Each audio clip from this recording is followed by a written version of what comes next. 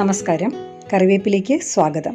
മാങ്ങയുടെ സീസണാണല്ലോ ഇപ്പോൾ, പ്രത്യേകിച്ച് ഹാർവസ്റ്റ് സീസൺ. ഇത്രയും ജ്യൂസി ആയിട്ടുള്ളൊരു മാങ്ങ തരുന്ന വീട്ടുമുറ്റത്തെ മാവിൻ്റെ ഒരല്പം വിശേഷം എൻ്റെ പ്രിയപ്പെട്ട പ്രേക്ഷകർക്ക് ഇഷ്ടപ്പെടുന്ന രീതിയിലും പിന്നെ ഒരു തെളിയിക്കപ്പെട്ട പരീക്ഷണവും പിന്നെ ഈ സീസണിൽ എല്ലാവർക്കും പ്രയോജനപ്പെടുന്ന ഒരു വ്യത്യസ്ത റെസിപ്പിയും ഉപയോഗപ്രദമായ 1-2 കിച്ചൺ ഐറ്റംസ് കാണിക്കുന്ന ടിപ്സുമാണ് ഇന്നത്തെ വിശേഷങ്ങൾ. വീഡിയോ സ്കിപ്പ് ചെയ്യാതെ കാണുമെന്ന് പ്രതീക്ഷിക്കുന്നു.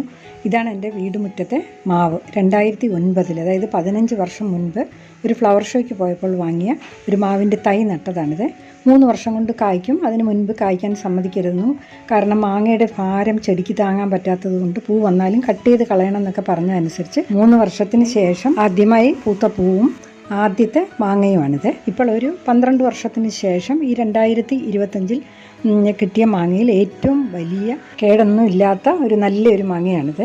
വെയിറ്റ് കണ്ടില്ലേ, 1 കിലോ 44 ഗ്രാം. മാവ് നട്ട് ഇതുപോലെ നമ്മൾ കുഞ്ഞുങ്ങളെ വളർത്തുന്ന പോലെ സൂക്ഷിച്ച് ശ്രദ്ധയോടെ വളർത്തി എല്ലാ വർഷവും നന്നായിട്ട് കായ്ഫലം തരുന്നതായിരുന്നു. ഇപ്പം അങ്ങ് പടർന്ന് പന്തലിച്ച് നമ്മുടെ കൺട്രോളിലല്ല ഇത്. പകുതി ടെറസിലോട്ടും പകുതി 4 ചുറ്റിനുമായിട്ട് ഇങ്ങനെയൊക്കെയാണ്. നമുക്ക് പറിക്കാൻ എളുപ്പമാണ്, തീരെ അങ്ങ് പൊക്കത്തിലല്ല. ഇപ്പോൾ ഇതാണ് ടെറസിൽ നിറയെ കായ്ച്ച് കിടക്കും. കാണുമ്പോൾ വളരെ സന്തോഷം തോന്നും. എല്ലാ വർഷവും ഞാൻ വീഡിയോ ഇടാറുണ്ട്. പല ടൈപ്പിലായിരിക്കുമല്ലോ ഇതിൻ്റെ മാങ്ങ കിടക്കുന്ന പൊസിഷനൊക്കെ. അപ്പോൾ പല ടൈപ്പിൽ ഇപ്രാവശ്യം ഒരു വീഡിയോ ഇട്ടിട്ടുണ്ട്. എല്ലാ പ്രാവശ്യം ഒരു ഷോർട്ട് വീഡിയോ ഇടും.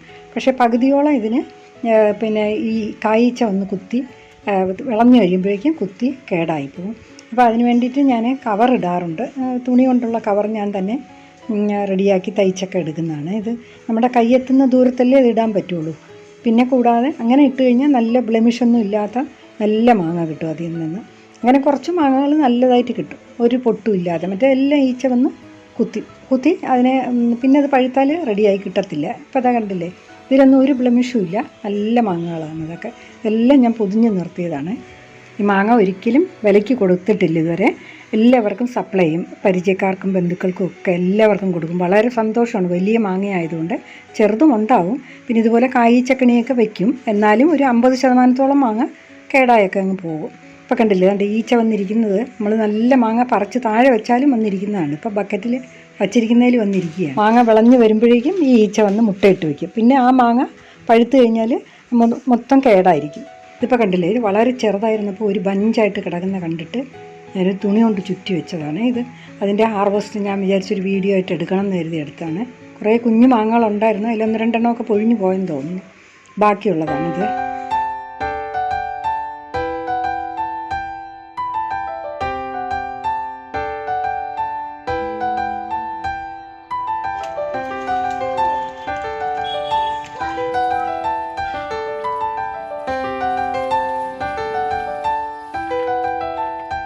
ഞാനും ഇത് നേരത്തെ തുറന്ന് നോക്കിയിട്ടില്ലായിരുന്നു. ഇപ്പോഴും ഞാനും ആകാംക്ഷയോടെയാണിത് കണ്ടത്. ഈ കായ്ച്ചക്കണിയുണ്ടല്ലോ, ഈച്ചയെ പിടിക്കുന്ന, അതിൻ്റെ 1-2 വീഡിയോ ഞാൻ ചെറിയ വീഡിയോ, ഷോർട്ട് വീഡിയോ ഇട്ടിട്ടുണ്ട്. അത് ഞാൻ എൻ്റെ സ്ക്രീനിൽ കൊടുത്തേക്കാം. ആദ്യമുള്ള വർഷങ്ങളിലൊന്നും ഈ കായ്ച്ച കുത്തുന്നതിനെ പറ്റിയൊന്നും അറിയില്ലായിരുന്നേ. ഒരു 2-3 വർഷത്തിനിപ്പുറമുള്ള എപ്പോഴോ ഉള്ള 1-2 യൂട്യൂബ് വീഡിയോകളൊക്കെ കണ്ടപ്പോഴാണ് ഇതിനൊരു പരിഹാരം ഉണ്ടെന്നുള്ളത് മനസ്സിലായത്. ഇത്രയും നേരം നമ്മൾ നല്ല സന്തോഷമുള്ള കാര്യങ്ങളാണല്ലോ കണ്ടിരുന്നത്. ഇനി നമുക്കൊരു എക്സ്പെരിമെൻ്റ് കാണാം. അതായത് ഇത്രയും വലിയ മാങ്ങയിൽ കായ്ച്ച മുട്ടയിട്ട് കഴിഞ്ഞാൽ പിന്നീടത് പച്ച മാങ്ങയായിട്ടേ ഉപയോഗിക്കാൻ പറ്റുള്ളൂ, പഴുപ്പിക്കാൻ കൊള്ളില്ല. കണ്ടില്ലേ, ഇതുപോലെയുള്ള കറുത്ത സ്പോട്ടുകളാണ് ഈ ഈച്ച മുട്ടയിടുന്നതിൻ്റെ നമുക്ക് മനസ്സിലാക്കാൻ പറ്റുന്നത്. ഇപ്പം മാങ്ങ വിളഞ്ഞു കഴിഞ്ഞാൽ അന്നേരം ഈ ഈച്ചകൾക്ക് നന്നായിട്ട് അറിയാൻ പറ്റും, അത് വന്ന് മുട്ടയിടും. അപ്പോൾ അത് നമ്മൾ വിളഞ്ഞ മാങ്ങ പറിക്കുന്ന സമയത്ത് അത് മുട്ടയിട്ട് കുറച്ച് സമയമായിട്ടുള്ളതായിരിക്കും. അപ്പോൾ അത് നമുക്ക് അതിൻ്റെ ആ ഒരു എത്ര ദൂരം വരെ അത് അകത്തേക്ക് പോയിട്ടുണ്ടെന്ന് നമുക്ക് ആ പറിച്ച് അപ്പം തന്നെ നോക്കിയാൽ മനസ്സിലാവും. കുറച്ച് ദൂരമേ പോയിട്ടുള്ളതായിരിക്കും. അപ്പോൾ നമ്മൾ അതിനെ അവിടെ വെച്ച് സ്റ്റോപ്പ് ചെയ്യാൻ വേണ്ടിയിട്ടുള്ളതാണ് ഒരു എക്സ്പെരിമെൻറ്റ് ചെയ്യുന്ന ഒരു ട്രീറ്റ്മെൻറ്റ്. മാങ്ങ പറിച്ച ശേഷം എത്രയും നേരത്തെ നമ്മൾ ഈ ട്രീറ്റ്മെൻറ്റ് ചെയ്യുന്നോ അത്രയും കേടാകാതെ നമുക്ക് മാങ്ങ പഴുപ്പിച്ചെടുക്കാൻ പറ്റും. അതിപ്പോൾ ഞാൻ പല പ്രാവശ്യം ചെയ്തിട്ടുണ്ടെങ്കിലും ഞാനൊരു എക്സ്പെരിമെൻ്റായിട്ട് ഇപ്രാവശ്യം അതൊന്ന് കാണിച്ചൊക്കെ ചെയ്യുന്നത് ഇപ്പോഴാണ്. ഒരു വീഡിയോ എടുക്കാൻ വേണ്ടിയിട്ടാണ് ചെയ്തത്. അപ്പോഴാണ് ഞാനും അത് ശരിക്കും അത് വിശ്വസിക്കുന്നത്, അതിൻ്റെ ആ ഒരു കറക്റ്റ്നെസ്. ഇപ്പോൾ ഇത് കണ്ടില്ലേ, ഇപ്പോൾ ഇത് ഒരു 2 മില്ലിമീറ്ററൊക്കെയാണ് താഴോട്ട് പോയിരിക്കുന്നത്. കണ്ടില്ലേ, അത് നമുക്ക് കത്തി വെച്ചെടുക്കുമ്പോൾ അറിയാൻ പറ്റും. നമ്മളിങ്ങനെ തന്നെ ഇതിനെ പൊതിഞ്ഞൊക്കെ വയ്ക്കുകയാണെന്നുണ്ടെങ്കിൽ ഇത് അകത്തോട്ട് പെനിട്രേറ്റ് ചെയ്ത് ഇങ്ങനെ പൊയ്ക്കൊണ്ടിരിക്കും. അതായത് പഴുത്ത് കഴിയുമ്പോഴേക്ക് ഈ മാങ്ങ കംപ്ലീറ്റ് പുഴുവോ അങ്ങനെ എന്തെങ്കിലും കേടായിട്ട് മാറും. ഇതിന് ഡെപ്ത് മനസ്സിലാക്കാൻ വേണ്ടി ഞാനിങ്ങനെ കത്തി വെച്ച് റെഡിയാക്കി എടുത്തന്നേ ഉള്ളൂ. ഒരു മാങ്ങ കൂടി ഇതുപോലെയുള്ളത് ഒന്ന് കട്ട് ചെയ്ത് കാണിക്കാം.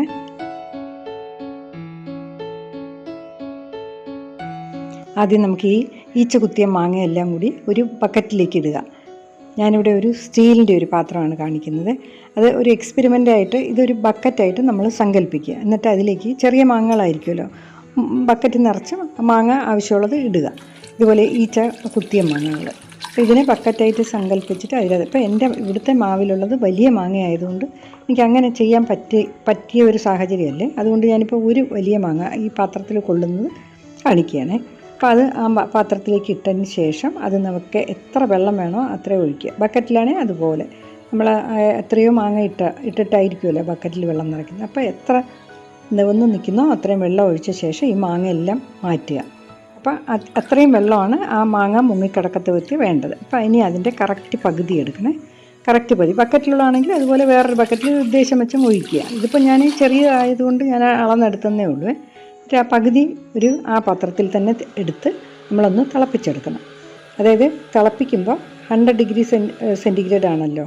അപ്പോൾ അതിലേക്ക് ആ തിളച്ച് കഴിഞ്ഞാൽ ഉടനെ സ്റ്റൗ ഓഫ് ചെയ്തതിന് ശേഷം നമ്മൾ ആ പകുതി വെള്ളം മാറ്റി വെച്ച പച്ചവെള്ളം ഉണ്ടല്ലോ അതുകൂടെ ഒഴിക്കണം. അപ്പോൾ അത് 100 ഡിഗ്രി എന്നുള്ളത് അപ്പോൾ 50 ഡിഗ്രിയായി മാറും. പകുതി പച്ചവെള്ളം പകുതി തിളച്ച വെള്ളമല്ലേ. എവിടെ വെള്ളം എടുത്താലും ബക്കറ്റിലെടുത്താലും പകുതി പച്ചവെള്ളം പകുതി ചൂടുവെള്ളം തിളച്ച വെള്ളം എന്നാണ് ഉദ്ദേശിക്കുന്നത്. എന്നിട്ട് ഈ മാങ്ങ അതിലേക്ക് മുക്കി വയ്ക്കുക. അത് വെയിറ്റുള്ള എന്തെങ്കിലും വെക്കണം. ഇപ്പോൾ ഒരു കുപ്പി ഞാൻ വെയിറ്റുള്ള ഒരു കുപ്പി ആയതുകൊണ്ട് ഞാൻ ഒരെണ്ണമല്ലേ ഉള്ളൂ, അതെടുത്ത് വെച്ചെന്നേ ഉള്ളൂ. ബക്കറ്റിലാണെങ്കിൽ വലിയ ചരുവത്തിൽ വല്ല എന്തെങ്കിലും വെയിറ്റുള്ളത് എടുത്ത് വെച്ചാൽ മതി. അതിൻ്റെ പുറത്തേക്ക് മാങ്ങ കംപ്ലീറ്റ് വെള്ളത്തിൽ മുങ്ങിക്കിടക്കണം. ഒരു 15 മിനിറ്റ് ഈ ചൂടുവെള്ളത്തിൽ കിടക്കണം മാങ്ങ. അപ്പോൾ ഈ അവസരത്തിൽ ഞാനൊന്ന് പറഞ്ഞോട്ടെ. ഇപ്പോൾ കിച്ചണിലെ ആവശ്യത്തിന് വേണ്ടിയുള്ള ഡിജിറ്റൽ തെർമോമീറ്റർ വാങ്ങാൻ കിട്ടും. അതുണ്ടെങ്കിൽ നമുക്ക് വെള്ളം 50 ഡിഗ്രി ചൂടാക്കി എടുത്താൽ മതി. അതിൽ വെള്ളത്തിലേക്ക് ഈ തെർമോമീറ്ററിൻ്റെ ആ സ്റ്റീൽ റോഡൊന്ന് വെള്ളത്തിലേക്ക് ഡിപ്പ് ചെയ്ത് നോക്കിയാൽ നമുക്ക് ടെമ്പറേച്ചർ അറിയാൻ പറ്റും. അപ്പോൾ 15 മിനിറ്റ് കഴിയുമ്പോൾ നമ്മളിതിനെ മാറ്റിയിട്ട് ഈ മാങ്ങ വെളിയിലെടുക്കുക. എന്നിട്ട് ആ സ്പോട്ട് മുങ്ങിക്കിടക്കുമല്ലോ, ആ ഈച്ച കുത്തിയ സ്പോട്ട്. അപ്പോൾ എന്നിട്ട് അതിനെ ഒന്ന് നന്നായി തുടച്ച് നമ്മളിതിനെ ഒന്ന് തണുത്ത ശേഷം ഒരു പേപ്പറിലോ, സാധാരണ മാങ്ങ പഴുക്കാൻ വയ്ക്കുന്ന പേപ്പറിലോ വൈക്കോലിലോ പൊതിഞ്ഞ് വയ്ക്കാം.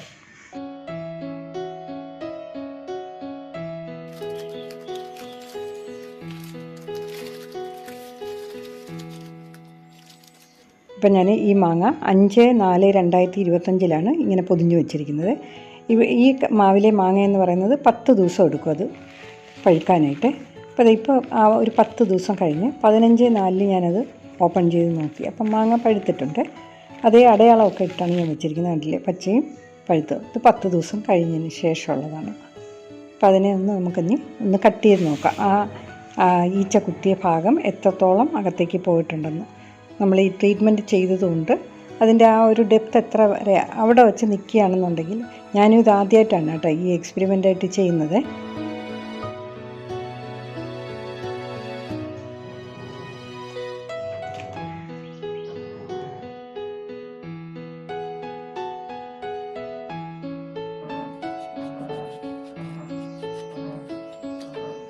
കണ്ടില്ലേ, ആ സ്പോട്ട് അവിടെ വെച്ച് നിൽക്കുകയാണ്.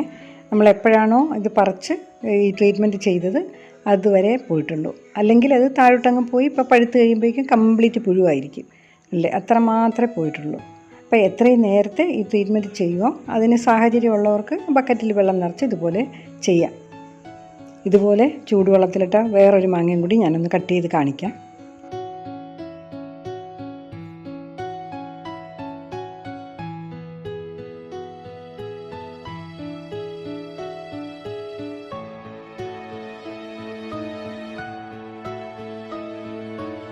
കണ്ടില്ലേ, ഒരു അല്പ ദൂരം മാത്രമേ അത് പോയിട്ടുള്ളൂ അകത്തേക്ക്. ഇപ്പം നമുക്ക് മാങ്ങ പറിച്ചു കഴിഞ്ഞാൽ അപ്പം തന്നെ ഇത് ചെയ്യുകയാണെങ്കിൽ നമുക്ക് മാങ്ങയെ നന്നായിട്ട് കേടാകാതെ പഴുപ്പിച്ചെടുക്കാം. ഇത്രയും വലിയ മാങ്ങ ആയതുകൊണ്ട് ധാരാളം ഉള്ളത് കൊണ്ട് നമ്മൾ വീട്ടിൽ വളർത്തുന്നതല്ലേ. അപ്പോൾ എനിക്ക് ഇത്രയും ചെയ്യാൻ പറ്റില്ല. ഇത് കണ്ടില്ലേ, നമ്മൾ ട്രീറ്റ്മെൻ്റ് ഒന്നും ചെയ്യാത്തൊരു മാങ്ങ ഈച്ച കുത്തിയത് പഴുപ്പിച്ചെടുത്ത്.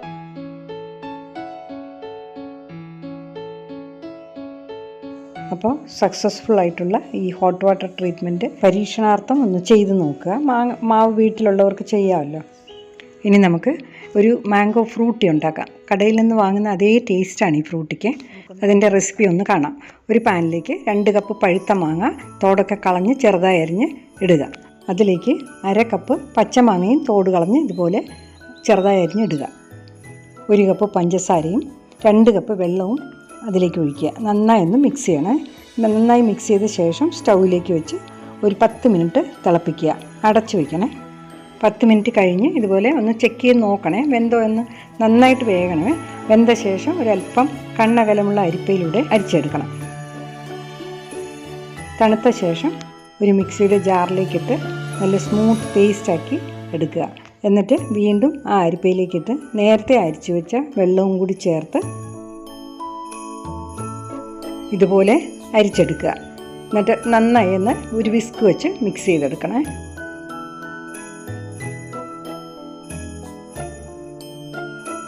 മൂന്ന് കപ്പ് വെള്ളം കൂടി അതിലേക്ക് ഒഴിക്കണം. മൊത്തം നമ്മളിപ്പോൾ 5 കപ്പ് വെള്ളമാണ് ചേർത്തിട്ടുള്ളത്.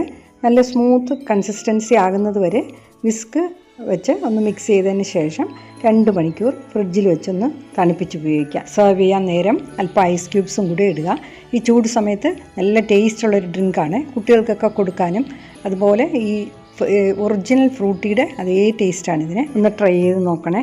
അടുത്തത് നമുക്ക് ടിപ്സിലേക്ക് കിടക്കാം.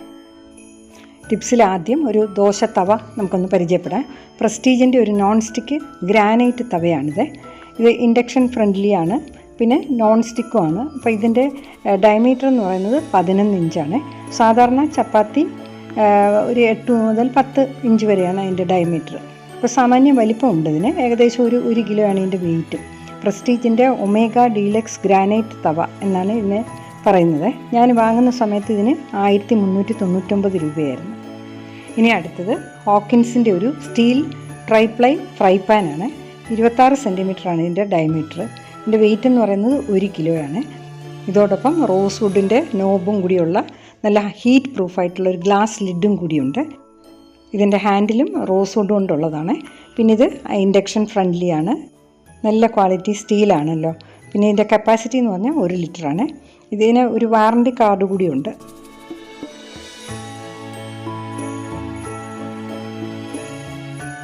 ഇതൊരു സ്റ്റീൽ എഗ് വിസ്കാണ്, അതായത് ഹാൻഡ് ബ്ലെൻഡർ.